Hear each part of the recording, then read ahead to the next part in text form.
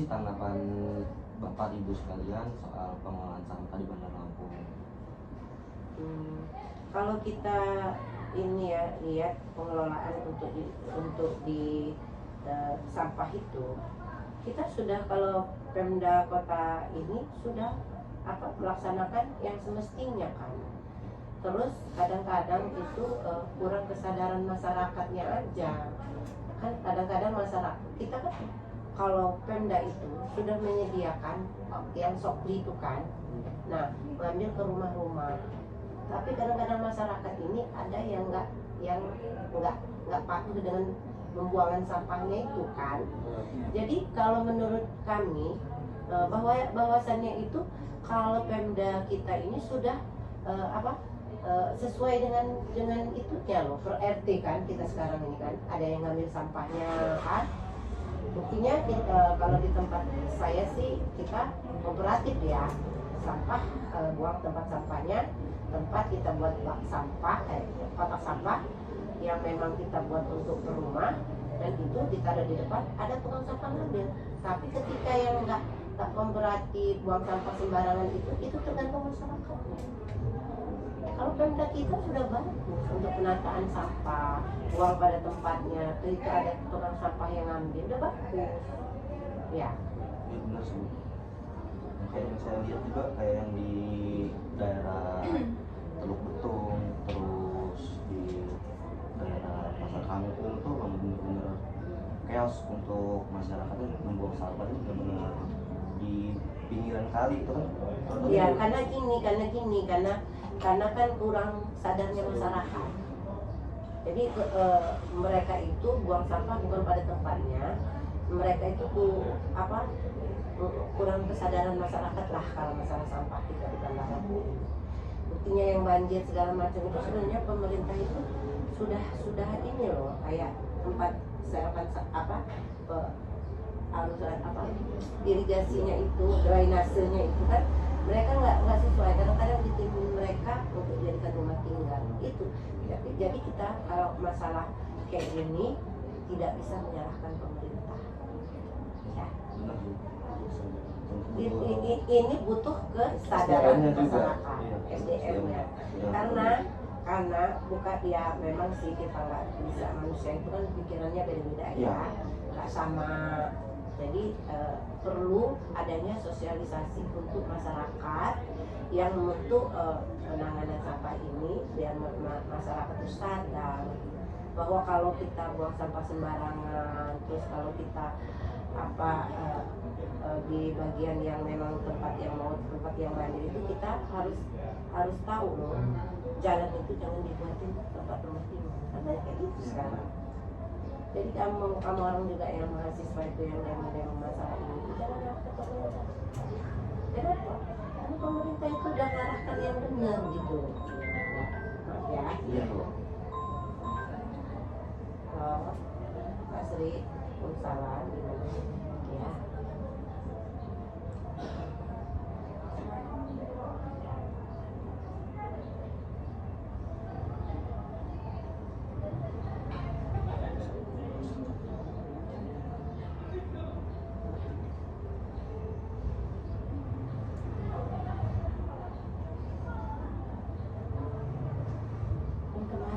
Kemarin udah dibahas sama saya sama si Eka itu. Kan gini loh Mbak Sri, seyogyanya juga nggak perlu ngadep ibu, saya bisa jelaskan. Seyogyanya itu memang kalau memang ada.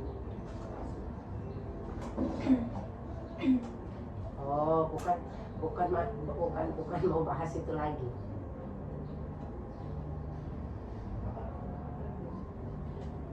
Oh, ada ibu. Ya udah, ibu ada sekarang. Oke. Ya nanti kalau ngomongin saya dulu, kalau nanti saya ajak ke ibu ya. Ya. Terus apa lagi? Lanjut ke pertanyaan yang kedua, apakah ada program khusus dari Dinas Pendidikan terkait edukasi pengelolaan sampah pada siswa? Oh, kalau kita Dinas Pendidikan ini terkait dengan sekolah ya. kalau kita di sekolah-sekolah itu memang kita udah ada tempat anak-anak itu untuk apa, sampah itu tidak sembarangan, memang sudah ada untuk sampah itu. Kayak tong-tong. Tong-tong itu udah ada disiapkan. Coba lah kalian lihat di sekolah-sekolah itu. Kita sudah di sekolah-sekolah itu udah bagus, sudah ada tempat pembuangan sampah. Yang jadi masalah yang kalau di sekolah itu banyak, itu bukan dari sekolahnya yang itu, karena memang dari tanggul belakang sekolah, ada saluran belakang itu ada itu kan apa, saluran kayak got itu kan, jadi airnya banyak dari daerah dari tempat-tempat yang lain jebol ke pintu sekolah belakang. Kejadian kayak di SMK 1 berarti. Nah ya sama dengan SMK. Kalau SMK kan urusan provinsi, kita SD SMP ya. Tuh kita kalau dari dinas sudah menghimbau, sudah itu sekolah juga udah bagus, sudah untuk anak-anak di sekolah itu memang sudah diarahkan juga bahwa buang sampah pada tempatnya. Yang ketiga, ada nggak sih Bu kerjasama antara dinas pendidikan dengan dinas lain seperti dinas lingkungan hidup terkait isu sampah pembuangan Ya, sampah hidup? kalau kita itu, kalau misalnya kita dengan lingkungan masalah buang sampah itu, mereka update, kita kerjasama. Kalau kita minta ke lingkungan hidup itu bahwa di sini udah numpuk sampah apa-apa, itu dia bisa membantu. Jadi kita harus mereka juga bagus. Yang penting tuh ada ini ya Bu, ada intinya ada pembicaraan gitu, ada komunikasi. Kalau kita kan OPD, namanya kita ini OPD dan nama Pemda Kota Made ini OPD-nya saling terkait ya. Iya. Jadi saling terkait itu dia saling kolaborasi. Jadi kolaborasi antara OPD kita, dinas pendidikan dengan lingkungan hidup itu kita kolaborasi. Ya misalnya kita juga ada pohon yang tinggi kita tebang kan gitu dari BPLH kita.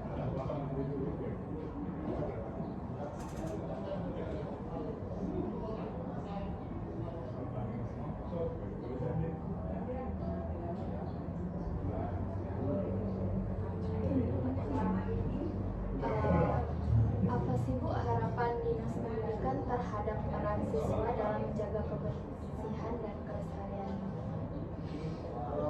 Harapan kita kepada siswa itu agar mereka itu patuh karena kebersihan itu adalah sebagian dari iman.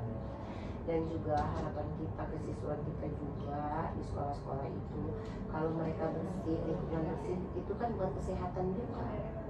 Kalau dia sekolahnya nggak bersih, otomatis kan buat penyakit. Jadi kita sudah arahkan juga dari dinas pendidikan ke sekolah-sekolah, harapan kita ke sekolah-sekolah ke anak didik itu biar mereka itu bersih. Kenapa kita bilangin bersih? Bukan bersih hanya kepakaian aja dari rumah, bersih lingkungan, bersih ruang kelas. Pokoknya kita sudah arahkan deh, kalau kayak gitu kita sudah memberikan himbauan kami kepala dinas. Saya kan bukan kepala dinas ya, saya hanya cuman saya bisa memberikan seperti itu karena memang dari dinas kita ini memang udah ada yang memang menangani di sekolah. Tapi karena saya bagian administrasi, saya tahu gitu, karena kita dinas pendidikan nggak pernah diam gitu. Kalau melihat sekolahnya nggak bersih apa pasti ada turun tim gitu. Buat yang terakhir itu rencana jangka panjangnya dinas pendidikan ini untuk masukin kurikulum tentang atau materi tentang pengelolaan sampah itu udah ada apa belum sih Bu? Oh, kalau kita mau masukin kurikulum itu masalah sampah itu bukan ranah saya ya, dan juga itu bukan ini kita, berarti itu harus nasional kan, nasional karena dia memang merubah kurikulum. Jadi bukan hanya kita sendiri. Kalau soal kayak gitu merubah kurikulum itu dari kementerian. Kalau misalnya kegiatan-kegiatan gitu, contohnya kayak ekstrakurikuler. Ya, kecuali kalau kita memberikan himbauan, kita memberikan edaran bahwa kita harus begini ya. Tapi kalau mengubah kurikulum itu bukan ranah kita. Kayak misalnya arahan untuk ke sekolah-sekolah, kayak contohnya dulu di sekolah saya di SMA 2 ada yang namanya zero plastik. Iya, ada. Tapi memang itu yang buat edaran itu bukan dari kita ya, yang buat edaran dari Dinas itu ada. Iya benar. Ada, memang selalu ada. Kamu dari SMA ya? Iya. Baru tahu masuk tahun kemarin. Iya. Kenal sama Julpa? Julpa IPA IPA 2. 2. Dia ini apa sih kalau di organisasi bukan OSIS? MPK. Iya, wakil. MPK. Kebetulan saya juga MPK kemarin. Iya, itu ya wakil MPK. Karena anak saya Oh. yang busuk. Makanya kamu bilang dari SMA itu. Alhamdulillah dia dapat apa sih yang SNBP. bukan lagi mau tes kan besok dia NPBP ngambil kacamata sih masuk ke dokter. Ini mau tes Coba SNBT juga. Makanya ini mau besok ya, kita doanya ya. Iya. Nah ini juga dia apa sih dapat itu pelajar apa kalau tamat itu? Berapa? Apa sih ya dia bilang sih ya tantang orang tua harus hadir itu kan. Sih tantang dulu. Besok dia mau tes ini besok. Dia kan anak bungsu saya. Ayu-ayunya kan dari SMA agak apa sih ini dapet bintang pelajar. Oh. Iya, itu di angkatan saya juga kemarin yang dapat beberapa. Ya ini dia dapat bintang. Dapat lagi. Si dia kan baru mau tamat tahun ini. Dapat jurusan apa dia? Kedokteran. Kedokteran lagi. Ini orangnya kan. Iya. Nah, ini anak ibu. Ini yang bungsu. Dia mau ngambil kedokteran. Kemarin dia ngambil kedokteran Gajah Mada terlalu tinggi. Jadi gak masuk. Saya suruh ngambil Unila apa gak mau. Saya juga udah terlalu dapat. Ya, makanya ini udah biarin aja dulu maunya nih. Kemarin dia WA. Ini anak Emang saya UGM itu kalau kedokteran dia masih susah ya. ketat parah. Ya. Susah itu. Dia kan ini juga lumayan nilainya. Di peringkat 1 kalau nggak salah di untuk keketatannya. Ya untuk Gajah Madanya. Iya, untuk Gajah Mada. Dia saya suruh ngambil Unila, kalau ngambil Unila Unila kalau yang paling ketat tuh farmasi dia 15.000 yang daftar. kemarin ya. Iya, tahun ini juga 15.000 lagi. Gede ya. Gede kok kalau ketatnya. Ini nggak ada pilihan kedua ketiga nggak mau dia pokoknya ngambil luar semua. Iya dia waktu ketua MPK. MPK koordinasi ini. Wakilnya sih. Karena yang ketuanya juga jarang itu kan karena dia apa paskibra ya. Jadi dia yang banyak kegiatannya itu. Ini. Ya itu dia ya. Kalau masalah sampah kita pendidikan ini ya ke sekolah. Pasti ada himbauan, arahan, sosialisasi, nah itu edaran ya semua ini apalagi menyangkut masalah anak-anak didik karena kalau dia bersih otomatis sehat. Karena yang saya lihat nih sebenarnya untuk kita kan semua calon masyarakat yang kedepannya yang dengan generasi muda harusnya dibentuk tuh memang dari kita. Iya, makanya sebenarnya itu adalah kesadaran dari SDM-nya. Tapi karena mahasiswa pada bangun ke Pemkot kesadaran. Sebenarnya kan kita pemerintah itu bagus sudah ini ada ya. udah ada mau perubahan. Ini karena kan masalah perusahaan itu kan. Tapi kan ya, semuanya kebijakan karena kebijakan Pemda ya. Mungkin untuk Ya, terakhir apa sih Bu harapan Ibu untuk pemuda-pemuda kampung ini untuk dalam pengelolaan sampah? Ya, kalau saya berharap terus himbauan lah ya kepada apalagi kalian itu mahasiswa ya, kalau turun lapangan melihat masyarakat yang itu walaupun bukan tugas kamu orang itu ditegur lah kalau yang itu ya yang mau sampah sembarangan apa kalau ditegur untuk bagikan. Terus juga artinya minta kepada seluruh mahasiswa itu artinya itu bisa melihat ini loh kenapa lo seperti ini kan ada sebab akibat kan semuanya. Jadi bisa untuk himbau juga bukan hanya mau tugasnya dari pemerintah, tugas-tugas kalian mahasiswa juga seharusnya juga memberikan arahan gitu kan. Apalagi kita ini kalau kita hanya hanya yang bekerja pemerintah tanpa kesadaran masyarakat, tanpa kesadaran semua kalangan, bukan hanya pemerintah aja nggak bisa jalan. Kenapa saya bilang seperti itu? Karena semua pihak itu harus ikut, include di situ kan. Jadi harus dia kolaborasinya yang bagus antara pemerintah, masyarakat dengan semuanya, dengan ormas-ormas, dengan mahasiswanya juga kita harus sejalan. Jadi tidak ada istilahnya yang hanya menyalahkan sebelah pihak. Jadi kalian juga yang mahasiswa ini juga seharusnya juga ya mengerti, jangan menyalahkan pemerintah, menyalahkan itu harapan saya juga kepada mahasiswa ya, karena kan kalau kita semuanya kita bicarakan dengan baik-baik juga hasilnya bisa baik. Tapi kalau kita bicaranya dengan kekerasan terus ini kan yang adanya juga nanti ada kan kejadian ada juga yang merugi juga kalau ada adu kayak gitu, pasti mahasiswa yang korban. Iya. Mana ada yang ada yang korban, jarang kan. Jadi kalian juga dengarkan masalah anak-anak didik, karena kalau dia bersih otomatis sehat.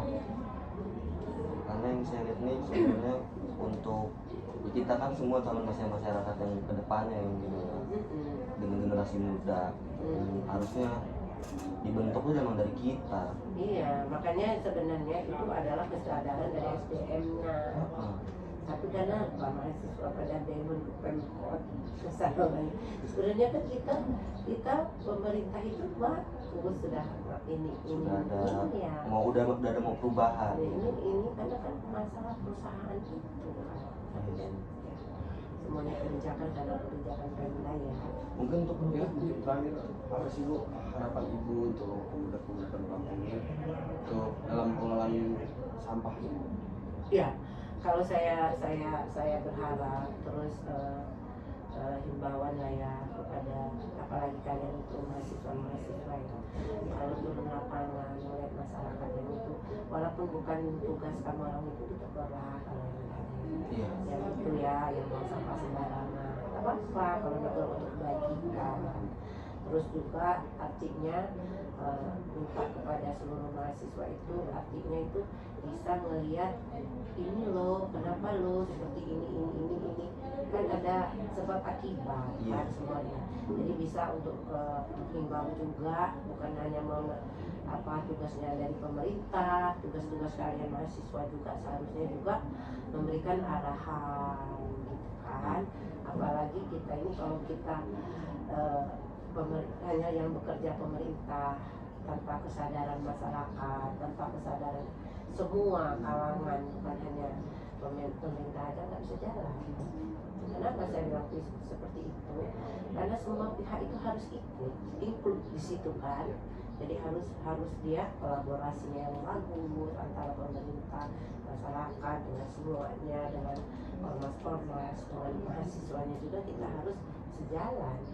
Jadi tidak ada istilahnya yang hanya menyalahkan sebelah pihak. Jadi kalian juga yang mahasiswa ini juga seharusnya juga ya mengerti, jangan menyalahkan pemerintah, menyalahkan itu harapan saya juga kepada mahasiswa ya, karena kan kalau kita semuanya kita bicarakan dengan baik-baik juga hasilnya bisa baik. Tapi kalau kita bicaranya dengan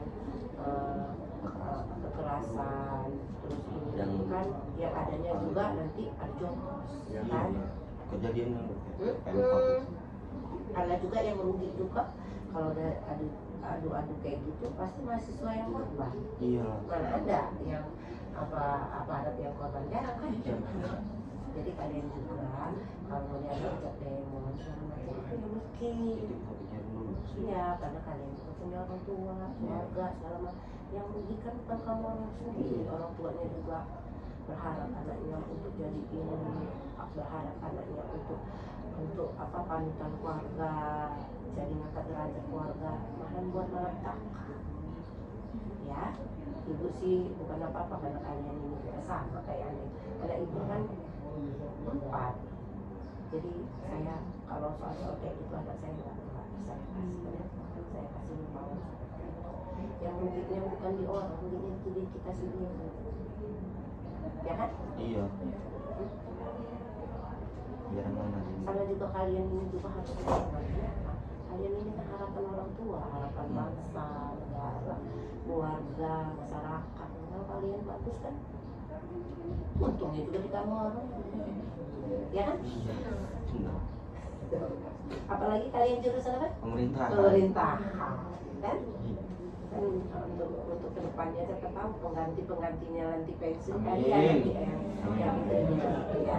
Harapan kita semua kan anak-anak muda ini bangkitnya yang benar, yang bagus, kan gitu, ya. Ya mudah-mudahan kalian semua sukses semuanya Amin, ya. amin, amin. Kalian juga di jalurnya dan terima kasih orang tuanya. Iya. Oke. Mungkin kita bisa foto dulu.